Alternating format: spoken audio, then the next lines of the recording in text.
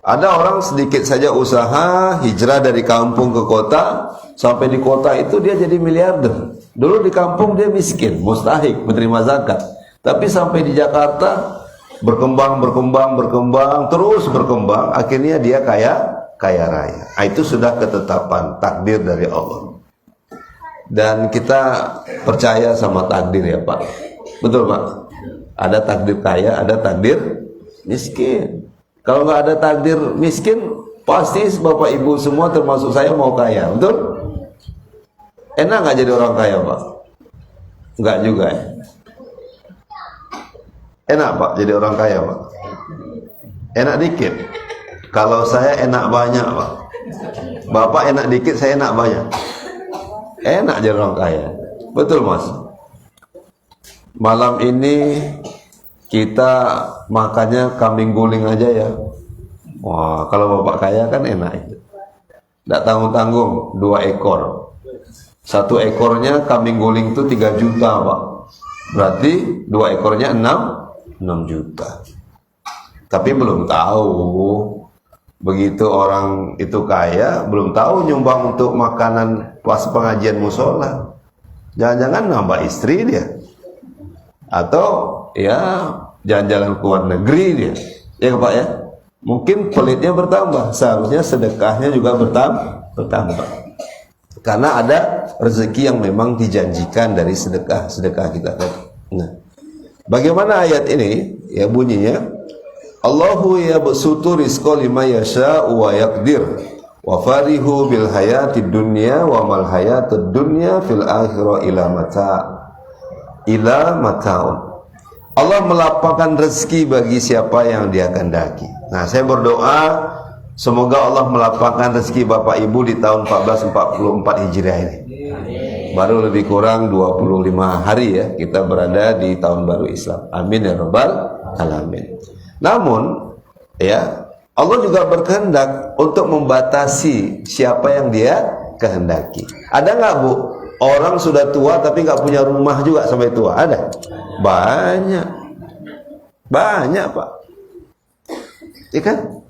Tapi kalau dia memahami rezeki itu tidak hanya sebatas rumah, tapi juga adalah penghuni rumah, anak-anak, menantu yang baik-baik, itu rezeki. Allah memang tak kasih saya rumah, tapi alhamdulillah menantu saya baik, anak saya baik, cucu-cucu saya juga baik. Alhamdulillah. Itu rezeki ya. Tapi ada orang ustadz, dia nggak dekat sama Allah, sepertinya rezekinya itu nggak ada batasnya lah, terbuka terus selebar-lebarnya, betul kan Bu? Iya, dia syirik, dia menyekutukan Allah ya, hatinya tertutup ya. Kafir itu kan kafar, hati yang tertutup ya Pak ya. Tetapi rezekinya kok banyak terus. Nah, ini kan ar-Rahmannya Allah gitu ya, pengasihnya Allah. Tapi ingat Pak, belum tentu semua yang dikasih ini ya itu tanda cinta Allah pada dirinya. Boleh jadi itu azab yang tertunda saja. Apa namanya Pak? Pernah dengar nggak istilahnya? Istidraj.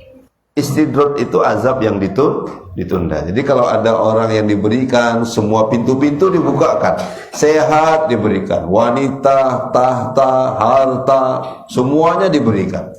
Kan 3 ini viral nih Pak, harta, tahta, wanita. Berat ini.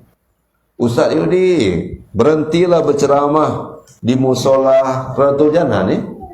Kami berikan harta yang banyak. Saya jawabnya no. Hebat. Kami jadikan ustadz nanti jadi pejabat tertentu. No. Kuat saya ayanda, Pak Haji, doakan. Kalau begitu kami berikan wanita-wanita cantik. Apa jawabannya, Bu? Kok yes? Bapak yang jawab yes, Pak. Berarti tidak saya yang congok itu. Bapak yang yes. Yes kata Bapak. Tetap no. Nah, 3 ini semuanya perlu uang yang banyak dan segala cara diupayakan manusia hari ini. Karena katanya itu yang membahagiakan dia. Tidak begitu. Jadi kalau Allah berikan seseorang itu semuanya, belum tahu dia bisa membeli kebahagiaan. Betul Pak? Justru masalah bertambah banyak. Masalah bertambah banyak. Saya dengar cerita. Dulu ada orang bawa pulang uang 2 miliarder untuk istrinya. Hebat Pak. Tak gimana caranya, tapi ini jadi hidayah pada dia. Apa yang terjadi Pak? Istrinya selingkuh sama orang lain. Coba 1 miliar, 2 miliar, ujung-ujungnya selingkuh sama orang lain. Sedih dia, tidur dia di bengkel. Ada tuh ceritanya, podcastnya. Akhirnya dia berangkat dari titik nol kembali, dia dekat sama Allah, dia upayakan yang halal-halal, yang penuh keberkahan, lalu Allah ganti wanita yang soleha, sekarang ekonominya bangkit lagi, alhamdulillah. Dan dia telah merasakan kenikmatan hidup yang sesungguhnya. Gitu Pak. Nah, itulah rezeki itu. Ya kan? Jadi kalau Allah mencintai seseorang, bukan berarti Allah harus berikan dia harta yang banyak Pak. Justru kalau Allah nggak suka seorang, boleh jadi Allah berikan dia terus harta yang banyak. Tapi Allah cintai seorang, faqihu fiddin. Allah berikan pemahaman terhadap agama. Contoh bapak ini dekat sama Allah, dimudahkan hartanya, lalu bapak bangun musola dengan tempat wuduknya, bangun masjid di kampung, dan naib tahfiz Quran, betul Pak ya? Ikut kurban di mana-mana, berwakaf sumur air bersih untuk orang tua misalnya. Nah, udah benar dia. Karena amwal itu juga ujian hidup nih. Ya. Harta itu ujian. Tapi kalau ada orang yang menganggap harta itu adalah sarana bukan tujuan, berarti dia paham. Yang benarnya harta itu menjadi tujuan kita atau sarana, Pak? Sarana. Contoh Bapak punya motor tuh. Siapa tuh yang punya motor BM 3567? AC. Mau disumbangkan ke musola, Pak? Itu motor untuk Bapak pergi ngaji, udah benar. Itu sarana. Nih handphone di depan saya. Nah, itu Bang. Live streaming, Pak ya. Itu channelnya apa, Bang? Musola. Bermanfaat bagi yang nggak datang ke sini. Ini kan sudah dunia digital ya. Itu dipastikan ada paketnya itu. Nggak gaya-gaya aja kan? Bisa orang nonton di situ kan? Jadi handphone itu untuk sarana dakwah. Tadi saya ngisi di Politeknik Caltech Riau untuk maba, mahasiswa baru. Saya bilang, nggak ada alasan teman-teman untuk tidak berdakwah. Betul Pak ya? Nggak ada alasan untuk tidak berdakwah. Orang bilang, dakwah itu lulusan pesantren. Saya bilang, saya juga bukan dari pesantren. Dakwah itu hanya tugas ustadz. Oh salah. Betul Pak. Amar ma'ruf nahi mungkar itu bagian daripada dakwah. Coba. Hebat itu. Ya, orang menangkap ya kemaksiatan, judi dan seterusnya. Itu lagi berdakwah.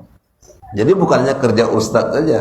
Karena dakwah itu ya merubah kondisi minal maksiat ilal taat, dari maksiat itu kepada ketaatan gitu. Ya kan? Nah, maka punya peran masing-masing dengan caranya. Kecuali kita menganggap dakwah itu hanya di mimbar saja, di podium saja. Tidak begitu. Betul Pak? Dakwah itu lihat seperti anak muda kita ini. Dia berdakwah, dia di belakang layar, gitu ya. Nah, di era digital ini kemudian dilihat orang videonya, alhamdulillah. Dia memang tidak berceramah, Pak. Ya, seperti saya. Tapi dia telah memberikan kemanfaatan dari kompetensi dia. Bisa dia buat video, bisa dia kemudian ya menggunakan media sosial yang ada, dia berdakwah. Lalu ada orang bilang, saya ini nggak pantas untuk berdakwah karena dosa saya banyak. Justru karena dosa kita banyak, itulah kita berdakwah. Betul Pak? Karena kalau dari ibadah mahdo aja seperti sholat kita yang kurang khusyuk, bacaan Quran kita yang mungkin kurang banyak, kurang ikhlas. Tapi ketika Bapak berdakwah ke orang, kamu jangan main judi lagi ya. Lalu berubah dia, nggak main judi dia. Justru dia jadi orang yang dermawan, suka ke masjid. Mengalir nggak pahalanya untuk kita Pak? Mengalir. Karena kita mengajak dia pada jalan kebaikan.